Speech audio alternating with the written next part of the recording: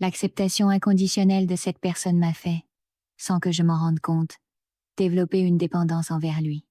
Après son départ, je l'ai immédiatement suivi. Mademoiselle, Hein? tu pourrais au moins essayer de me rattraper, non? Ça va? Raccompagne-moi chez moi. Mais Xiaoyu, je dois rentrer chez moi. Porte-moi. Mademoiselle, je dois rentrer chez moi. Être était-il tout simplement trop désemparé face à mon insistance. Il a donc cédé à ma demande déraisonnable et m'a raccompagné chez moi. J'avais trop envie de ressentir la chaleur que d'autres ont la chance de connaître. Sous l'effet de l'alcool, je l'ai embrassé passionnément, mais contrairement aux autres hommes, il n'en a pas profité. Il m'a installé confortablement, a laissé un post-it indiquant qu'il avait payé le taxi, puis est parti. Le destin a voulu que nous nous recroisions très vite. Ce jour-là, ma voiture bloquait la route, et un policier m'a demandé de la déplacer. Quand nos regards se sont croisés, j'ai reconnu que c'était l'homme de l'autre soir. Mon cœur s'est immédiatement serré, et je n'avais en tête que mon comportement embarrassant. Mais il n'a rien mentionné à ce sujet. Il n'a fait que me demander sans cesse si je me souvenais de lui. Oui, je me souviens de toi. L'alcool m'a coûté 27 yuans de taxi. Tu te souviens de l'argent, mais est-ce que tu te souviens de moi? Comment tu t'appelles? Je me souviens de toi. Feng Zhendong. Son expression timide et sa présentation m'ont également fait me sentir respectée, pour la première fois depuis longtemps. Wang Zhendong. Ce moment de contact fut comme une graine plantée dans mon cœur. Sans m'en rendre compte encore, mon cœur avait lentement basculé de la survie immédiate à une vie d'amour. À partir de ce moment-là, nous nous sommes même rencontrés lors des courses, et je lui ai demandé son numéro de téléphone. Pour créer une occasion de me retrouver seule avec lui, j'ai profité du prétexte de préparer des raviolis pour mon petit ami afin de l'inviter chez moi, car je n'étais pas encore capable d'admettre ouvertement ma dépendance envers lui. Mais peu de temps après, mon petit ami est rentré. Pris de panique, j'ai demandé à Feng Zhendong de se faire passer pour un réparateur. À ce moment-là, j'ai vu son visage changer d'une manière étonnante. Mais moi seule savais que je n'avais aucun sentiment pour mon petit ami actuel et que ma famille me considérait depuis longtemps comme un distributeur automatique de billets. Désemparée, je n'ai eu d'autre choix que d'échanger ma jeunesse contre des biens matériels. Mais après l'apparition de Feng Zhendong, pour la première fois, je me suis retrouvée tiraillée. Je voulais m'accrocher à la sécurité matérielle que m'apportait mon petit ami Daide et profiter de la chaleur émotionnelle que me donnait Feng Zhendong. Un mois après cet événement, j'ai enfin trouvé le courage de l'appeler. J'étais de nouveau ivre morte. Mais cette fois, la différence, c'est que j'avais déjà rompu avec mon petit ami. Feng Zhendong était désormais la seule personne dans ma vie errante à m'accepter sans condition. Parce qu'il s'inquiétait pour moi, il est resté silencieusement à mes côtés toute la nuit. Son attitude tolérante à mon égard a inconsciemment comblé en moi ce besoin d'attachement et de satisfaction que j'avais depuis l'enfance. J'ai projeté ce besoin sur lui, et j'ai commencé à m'autoriser à dépendre des autres. Au lieu de toujours jouer le rôle de la personne forte et indépendante, comme une enfant, je l'ai suivi jusqu'à chez lui, allant même jusqu'à enlever mes chaussures et monter sur son lit. Je faisais exprès d'envahir son espace privé. Tout est imprégné de ton odeur, Tu sais, toute ma vie, j'ai souvent pris un éventail. n'est-ce pas? Tu devrais dormir plus tôt. Et, pourtant, au fil de notre relation, j'ai remarqué que sa mémoire devenait de plus en plus mauvaise. Il lui arrivait même d'oublier de remettre des rapports lorsqu'il travaillait au commissariat. Et à chaque fois, il se rassurait en disant qu'il était simplement trop fatigué ces derniers temps. Au début, je n'y ai pas prêté attention, pleine d'enthousiasme à l'idée de me lancer dans l'entrepreneuriat. Mais lorsque Feng Zhendong a entendu parler de mon projet, il voulait me dissuader, mais s'est retenu de parler. À mes yeux, c'était comme s'il doutait de mes capacités, alors que j'étais entièrement absorbée par les rêves que j'avais soigneusement tissés. Je suis venu seul à Pékin, alors je n'ai peur de rien. Si j'avais eu peur, je ne serais pas venue. Je sais exactement ce que je veux faire, mais je n'ai ni capital, ni réseau. La froide réalité des énormes prêts bancaires est une cruelle moquerie du destin envers mon idéalisme. Ce jour-là, alors que je dînais chez Feng Zhendong, je suis justement tombée sur son frère, qui est autiste. Il discutait de mariage avec une jeune fille sourde et muette. En voyant ces deux personnes, toutes deux étiquetées comme imparfaites par la société, mais capables de vivre un amour aussi pur, la pression de mes échecs entrepreneuriaux s'est soudainement amplifiée. J'ai épuisé ma jeunesse, mais je me retrouve prisonnière d'un gouffre de dettes. Chaque mois, subvenir à mes besoins. Je dois envoyer 5000 yuans à mes parents pour rembourser leur prêt immobilier.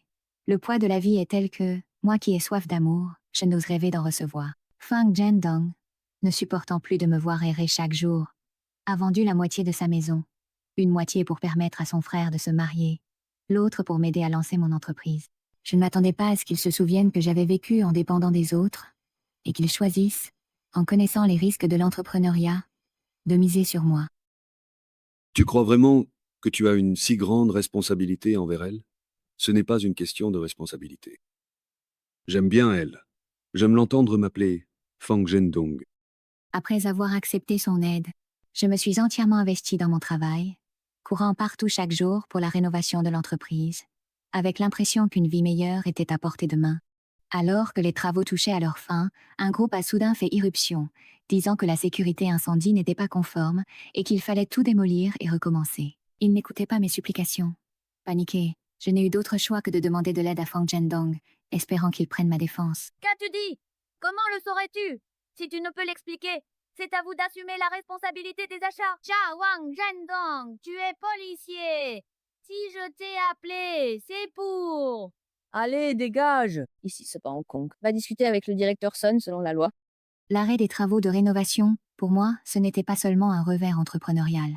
C'était aussi l'effondrement de l'espoir de couper le lien vampirique de ma famille d'origine. Impuissante, je n'ai eu d'autre choix que de partir sans prévenir et de fuir à Hong Kong. Je savais que je trahissais la confiance de Feng Zhendong. Je n'osais plus lui faire face, et ce qui me terrifiait encore plus, c'était de finir par ressembler à ma propre famille. C'est pourquoi j'ai résilié mon numéro de téléphone et j'ai complètement disparu du monde de Feng Zhendong. Mais ce n'est qu'après mon retour que j'ai compris à quel point mes sentiments pour Feng Zhendong étaient profonds et impossibles à oublier, tandis que l'indifférence de ma famille ne faisait qu'accentuer, jour après jour, la force de mon manque envers lui. Une fois, j'ai même découvert par hasard des traces d'écriture sur un post-it. Je les ramassais avec précaution et j'ai gribouillé dessus pour les cacher. Ce n'est que récemment, lorsque ces marques sont réapparues peu à peu, que j'ai réalisé qu'il s'agissait des mots que Feng Zhendong n'avait pas pu me dire lorsqu'il m'a donné de l'argent. Je me suis soudain sentie envahie par le regret, car lorsque j'ai parlé de partir, il n'a jamais perçu cette protection silencieuse qu'il m'offrait. Ces petits mots m'ont fait prendre conscience que je n'avais jamais été autant chérie. À cet instant, la culpabilité s'est transformée en un sentiment de responsabilité, me poussant à retourner au pôle Nord dès le lendemain. Cependant, en allant chez Feng Zhendong, j'ai découvert que sa famille n'y vivait plus. Je suis allée au commissariat pour le localiser, mais les policiers refusaient de révéler sa destination, même ceux qui avaient travaillé avec lui longtemps. Tous faisaient semblant de ne pas savoir. Personne ne voulait m'aider. Pour la première fois, j'ai ressenti la peur que Feng Zhendong ait disparu à jamais. Ce n'était pas seulement sa disparition, c'était aussi la perte de mon unique refuge émotionnel. Mon père. Pourquoi voulez-vous déposer une plainte? Feng Zhendong a disparu. Je veux que vous, la police, m'aidiez à le retrouver. Quel est votre lien avec lui? Je ne suis pas sa compagne. Heureusement, grâce à la plainte, j'ai réussi à retrouver un ami de Feng Zhendong. Il m'a tout raconté. Il y a quelques années, Feng Zhendong s'est blessé à la tête en arrêtant un criminel, et un caillot de sang a longtemps comprimé ses nerfs. Cela a entraîné une détérioration progressive de sa mémoire, jusqu'à ce qu'il soit finalement contraint de prendre sa retraite. Il avait peur de me devenir un fardeau, et a choisi de partir de lui-même. À cet instant, la fuite de Feng Zhendong est devenue le miroir reflétant mes propres actes sous la pluie fine. Alors que je fuyais par peur, lui disparaissait pour me protéger. Grâce à l'adresse donnée par son ami, je suis arrivée dans une petite ville isolée. J'ai enfin aperçu cette silhouette familière. Pourquoi es-tu donc revenu ici? Dis-moi. Je suis revenu. Tu devrais repartir. Je comprends maintenant qu'il m'a repoussée simplement parce qu'il ne voulait pas devenir un fardeau pour moi. Pourtant, il était prêt à tout donner pour moi. Cette fois, je ne peux absolument pas fuir, même si sa mémoire va continuer à décliner, au point peu être de m'oublier un jour. Je ne reculerai pas non plus, car l'amour, dans l'instant présent, est déjà l'éternité.